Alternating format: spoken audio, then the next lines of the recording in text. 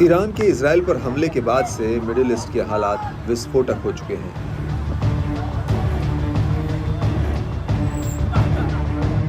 ऐसा माना जा रहा है कि इजराइल अब ईरान के परमाणु ठिकानों पर हमला कर सकता है और अगर ऐसा हुआ तो इजराइल हिजबुल्लाह के युद्ध में ईरान सीधे कूदेगा।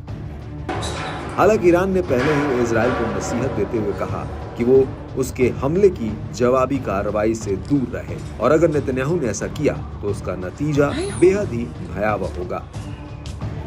हालांकि अमेरिका पहले ही कह चुका है कि वो हर हालातों में इजराइल की ढाल बनकर खड़ा रहेगा, लेकिन अब इस झगड़े में रूस भी कूद चुका है।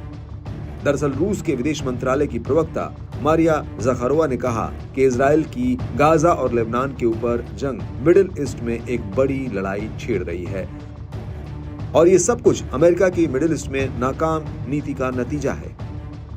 ज़खारोवा ने अपने बयान में कहा कि अमेरिका की नीति मौजूदा तनाव का कारण है। जब से अमेरिका ने संयुक्त राष्ट्र में गाजा युद्ध के रोकने के प्रस्ताव को वीटो किया तब से ये चल रहा है।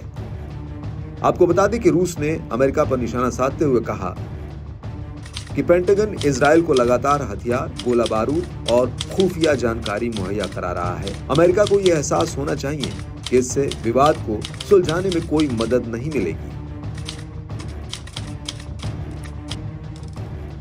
रूस का कहना है कि अमेरिका को सबसे पहले इजराइल को हथियारों की सप्लाई बंद करनी होगी। इसको लेकर रूस की विदेश मंत्रालय की प्रवक्ता मारिया ज़खारोवा ने कहा कि अगर हम यूएन की क्षमता के बारे में बात करें तो इसमें क्षमता है। अरब इजराइल संघर्ष क्षेत्र में लगभग 1 साल से चल रहा अभूतपूर्व रक्तपात जो एक बड़े क्षेत्रीय युद्ध में बदल रहा है, इसके लिए अंतर्राष्ट्रीय समुदाय से एक प्रतिक्रिया की जरूरत है। यूएन के अलावा और कहां इस प्रतिक्रिया पर काम किया जाना चाहिए।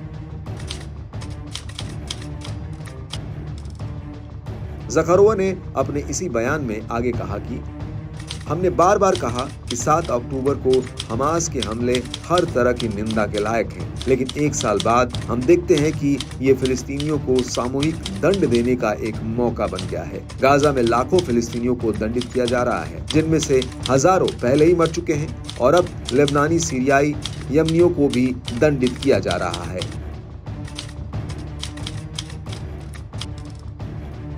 आपको बता दें कि ये पहली बार नहीं है जब रूस ने इजराइल के खिलाफ मोर्चा खोला हो, बल्कि वो पहले भी इस तरह के बयान दे चुका है। सबसे बड़ी बात यह है कि रूस लेबनान के हिजबुल्लाह और हमास के नेताओं की मेजबानी तक कर चुका है और ऐसे आरोप लगते आए हैं कि रूस पहले ईरान को हथियार देता है और फिर ईरान इन्हें हमास और हिजबुल्लाह को ट्रांसफर कर देता है।